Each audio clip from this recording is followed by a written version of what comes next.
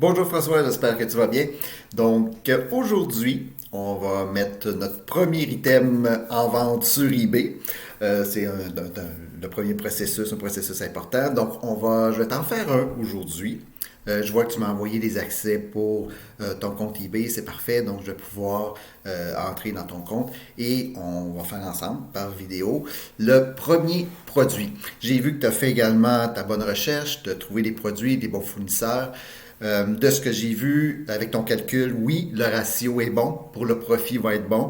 Tu as bien calculé les frais. C'est très important parce qu'il y en a beaucoup qui se font jouer parce qu'ils calculent un pourcentage, mais une fois les frais de PayPal, de eBay enlevés et les taxes, on se ramasse avec en dessous du. On fait pas grand profit, même des fois, il y en a qui payent pour vendre un produit, ce qui est vraiment pas bon. Mais je confirme que le calcul que tu as fait est bon, se tient.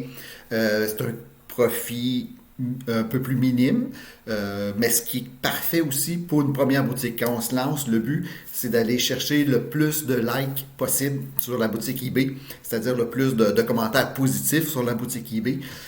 Donc, si on a un produit, avec même si ton profil est plus bas, c'est pas grave, tu vas vendre plus, tu vas avoir des bons, on va s'arranger pour que tu aies des bons feedbacks. Plus tard, on va voir ça. Là. Donc, dès que tu as une vente, qu'est-ce qu'on doit faire pour que les gens prennent le temps. Puis c'est pas tout le monde qui va aller marquer comme quoi que le service est bon, rapide, patata. Mais on va les inviter à le faire. Et bien, une fois que ta boutique aura une certaine notoriété, là, tu vas pouvoir te permettre, je te dirais même, d'augmenter un peu tes prix. Parce que les gens vont regarder beaucoup la notoriété de la boutique. Donc, si tu as un autre qui le prix est plus bas que le tien, mais avec zéro commentaire ou zéro avis ou des choses comme ça, et que toi, ton prix est un petit peu plus élevé, mais que tu as des bons commentaires, que les gens sont satisfaits, souvent les gens sont prêts à payer plus cher pour une certaine sécurité, pour s'assurer que le produit est bon et que la livraison et tout ça est bon. Donc, on rentre dans ton profil eBay et on met notre premier produit en vente. Donc, je me suis branché sur ton compte. Tu vas voir en haut le bouton Sales. Il est en anglais présentement.